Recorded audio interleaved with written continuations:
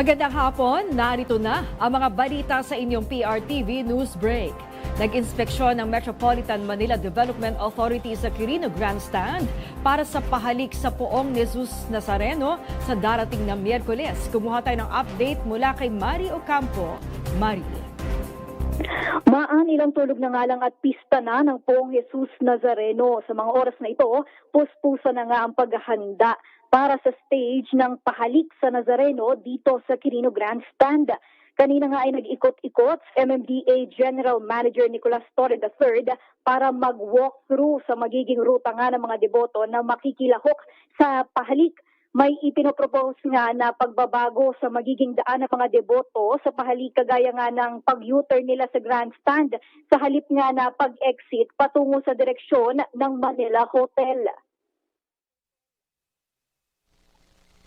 Ina-anticipate kasi na ang senyor ay dadaan sa direksyon ng Manila Hotel dahil diyan lalabas eh. So, as much as possible, binabawasan ng ating mga planners yung volume ng tao dyan. So, ang mga deboto na magpa-participate doon sa pahalik ay pupunta ron sa area and then babalik din dito sa pinanggalingan. Ayon nga kay Torre, wala namang masyadong pagbabago sa paghahanda para nga sa traslasyon sa kanyang parte, lalo pat naranasan niya na sumabak nga rin dito bilang NCRPO Operations Officer noon. Maya-maya nga ay magsasagawa ng final walkthrough sa grandstand ang mga otoridad sa pangunguna nga ng mga opisyal ng Quiapo Church. At yan muna ang ulat ako, si Mario Campo ng PRTV News, nagseserbisyo para sa Pilipino. Maraming salamat sa iyo, Mari Ocampo. Magpapatupad ang NCRPO ng liquor at gun ban para sa traslasyon ng Poong Jesus Nazareno ngayong linggo. Ayon kay NCRPO Chief Police Major General Anthony Abirin, inihirit na nila ang gun ban sa Manila City Government maging sa PNP headquarters na target ipatupad ngayong Enero 8 hanggang 10. Samantala, 2 namatay sa nangyaring aksidente sa bayan ng Burgos, Siargao, Surigao del Norte. Sa detalye, kuhanin natin yan mula kay Reynaldo Bernaldez ng FMR Surigao. Yes, nasawi 2 miyembro ng pamilyang Carpio matapos ang isang malagim na aksidenteng nakanap sa baybaying dagat ng Barangay Paybay, bayan ng Burgos, Isla ng Siargao, Surigao del Norte. Batay sa nakalap na impormasyon ng FM Public Radio, bandang alas 11 ng umaga noong Disyembre 30 taong 2025, nagpuntang pamilyang Carpio sa Bulac Beach Resort sa naturang barangay upang kumain habang sila ay nakabakasyon sa isla noong nakarang Pasko. Matapos kumain, 3 sa mga miyembro ng pamilya ang nagpasyang magrenta ng kayak. Kayo naman pinayuhan umano sila ng mga namamahala sa lugar na huwag lumayo dahil sa malakas na alon at delikadong kondisyon ng dagat. Sa kabila ng babala, hindi na malayan ng mga biktima na sila ay unti-unting inanod ng alon hanggang so tumagilid at tumauba ang sinasakyang kayak. Sakay nito sila Eliseo Carpio Jr., Ethan Carpio at ang 19 anyos na si Isner Simone Carpio na naging missing. Bandang alas 2:50 ng hapon, matagumpay na na-rescue sina Ethan Carpio at Eliseo Carpio Jr. Subalit, idineklarang patay si Eliseo Carpio Jr. nang maisugod sa Siargao Island Medical Center. Samantala si Isner Simone Carpio na inuulat na nawawala, natagpuan na lamang ang kanyang bangkay na palutang-lutang sa karagatan ng Barangay Pacifico at inanod hanggang Barangay Caridad, bayan ng Pilar, matapos ang 5 araw na isinagawang search and retrieval operations ng Philippine Coast Guard at katuwang na iba pang ahensya ng pamahalaan.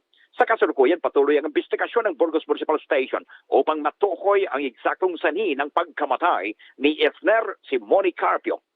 At yan ang ulat, Reynaldo Bernaldez mula sa FMR Public Radio, Surigao. Maraming salamat sa iyo, Reynaldo Bernaldez ng FMR Surigao. Ikinatuwaan ng mga miyembro ng Kamara ang paglagda sa 2026 National Budget. Sa detalye, alamin natin yan mula kay Willie Delgado Jr. Willie.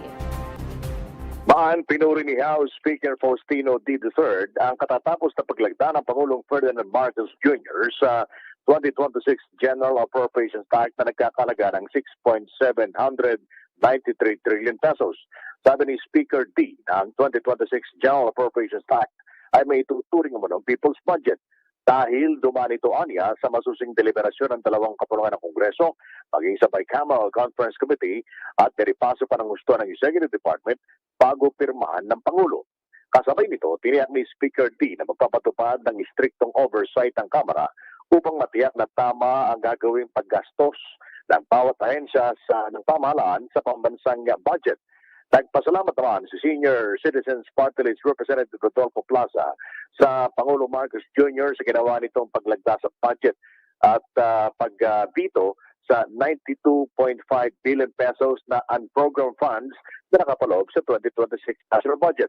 Sabi ni Plaza, ang 92.5 billion pesos ay may tuturing na savings ngayon na maaaring gamitin para sa mga benepisyo ng mga senior citizens at iba pang nasa vulnerable sector, lalo na sa napaglalaanan ng karagdagang pondo para sa healthcare. May apila naman sa Pangulong Marcos Jr. si Albay 3rd District Representative Raymond Salceda na aniya ngayong pirmado na ng Pangulo ang 2026 national budget.